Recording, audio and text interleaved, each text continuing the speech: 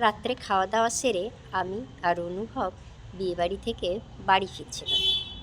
হঠাৎ করে দুটি মেয়ে আমাদের গাড়ির সামনে এসে পড়ল। মেয়ে দুটি এত মদ খেয়েছে যে তারা রাস্তায় ঠিক করে হাঁটতেও পারছে না। আমার ইচ্ছে করছিল গাড়ি থেকে নেমে দুজনকে ঠাটিয়ে দুই চড় মারি। আমি অনুভবকে বললাম, এরা তো কারো বাড়ির মেয়ে, এদের মা বাবারা কি আদেও জানে এদের এই অবস্থার কথা? অনুভব আমাকে বলল, অনিতা, তুমি তো অনেক দিন বাড়ি থেকে বের হও না, তাই তুমি জানো না।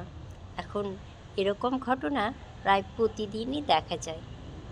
মা বাবা মেয়েকে পড়াশোনার জন্য বাড়ির বাইরে পাঠাচ্ছে, আর এভাবেই তারা নিজেদের জীবনকে ধ্বংসের পথে নিয়ে যাচ্ছে। আমি তো বাড়ি ফিরে সারা রাত ঘুমোতে পারলাম না। ছেলেরা তো মদ খায় জানি, সেটা অবশ্যই খারাপ, কিন্তু তাই বলে মেয়েরা এভাবে মদ খাবে? মেয়েরা তো মায়ের জাত, এরা তো ভবিষ্যৎ প্রজন্মকে রক্ষা করবে, কিন্তু এরা তো নিজেদের রক্ষাই করতে পারবে না।